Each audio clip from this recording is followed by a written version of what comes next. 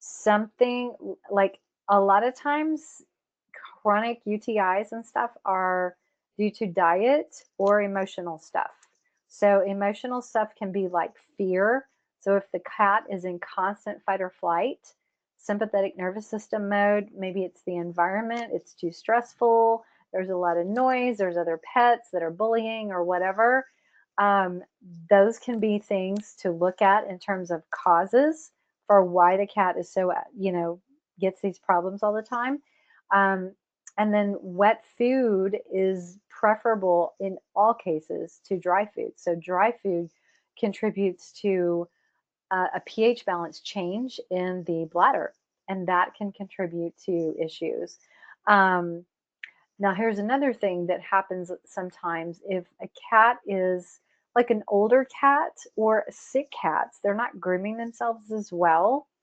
And so in most cases, from what I have learned, it's the E. coli bacteria that gets into their little, sex organs that causes the UTI issues. So if they're not grooming themselves down there after they do their business very well, then some of that bacteria can kind of move and migrate over into other areas of their body and cause problems. So that's also something to think about. She says, I'm using Farmina urinary dry food along with wet.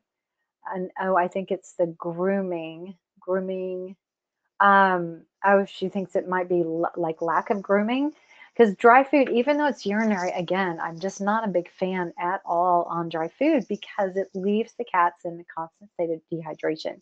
Even though you're feeding the wet food, if you can identify like the causes, the emotional causes, if that's the thing, or if it's just they need some more better sanitation, if you can help with that and then take them off the urinary food, that would be ideal because again, dry food is just not going to cut it.